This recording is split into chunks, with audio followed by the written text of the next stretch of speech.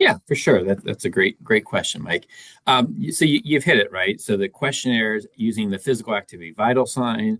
It's using the steady three key questions about unsteadiness, falls, that side of thing, worried about falls. It also is asking questions about preclinical mobility limitations, so like small changes in the ability to do things. So I can still climb the stairs, but I've noticed that it takes me a little longer, a little bit more tired. I can still get on the floor, but man, it's really hard. It's been a little bit more difficult to get up. Yeah. And then, so we can track those things over time. With the six measures you mentioned, we have put together some normative data. And I would tell you, it's not perfect normative data. Hmm. We're going back to the literature. We're doing a systematic review, meta-analyses right now to revisit some of these scores. But we have normative data. You can say, okay, for a 65-year-old male, here's the average gait speed. And this is one standard deviation up, one below. We don't, of course, say standard deviation to the patient, but say, give them a range this way. And we have a nice graphic on a report card, nice color-coded bar, and say, you are here on this line.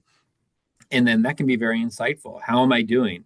Well, they might be above that threshold of like 1 meter per second for gait speed for adverse events, right? But if you're only 65 and you're walking 1 meter per second, that's not a good gait speed, right? The average is going to be significantly higher than that. So, not just looking at cut scores for adverse events, but how do you compare to other people your same age range? Okay, so that has value there to show you that, and we all want to know how we measure up to other people, right? That's kind of this internal drive that we have. The nice thing is the year to year type of thing. So we're doing a research study here at St. Ambrose. I think we had about 64 people in the study to begin with.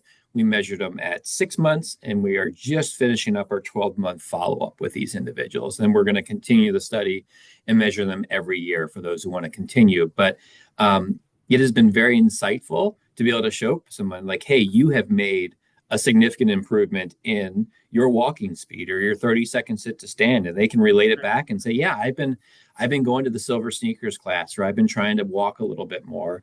And on the flip side too, people who've declined, I mean, just they're still above the average, but they've declined.